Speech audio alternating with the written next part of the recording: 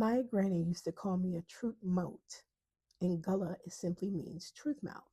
She'd smile when she said it, then she'd look at me and say, Child, if you don't speak the truth, you're going to have a hard life. For years, I misunderstood what she meant. I thought she was warning me not to tell lies. Of course, honesty mattered. But that's not what she was talking about. She wasn't warning me. She was calling something out in me that I couldn't yet see for myself. My granny believed I'd been given a gift for telling the truth. She wasn't asking me to become someone different. She was reminding me not to abandon the person God had already created me to be. It would take me years to understand that.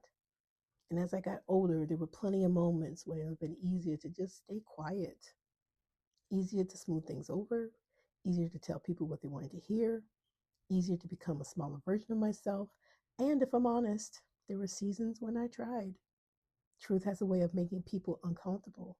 Sometimes it disappoints people. Sometimes it changes relationships. Sometimes it costs you. But every time I ignored what I knew to be true, life became harder. Speaking the truth is not easy. And living against who God created you to be is exhausting. The older I get, the more I realize our elders have a way of seeing things in us long before we see them in ourselves. They notice gifts we dismiss. They recognize callings we haven't grown into. Sometimes they speak identities we're still trying to outrun. It can take years, sometimes decades, for their words to finally catch up with us.